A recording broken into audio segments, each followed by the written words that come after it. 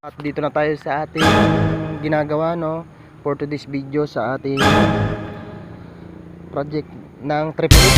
At dito kami sa Purok magsasaka at sa baba lang po papuntang Calvary. At sa nais pong mag-apply dyan, dito lang po kami sa trapal na ito. Makikita nyo po yan, yung kulay blue na yun.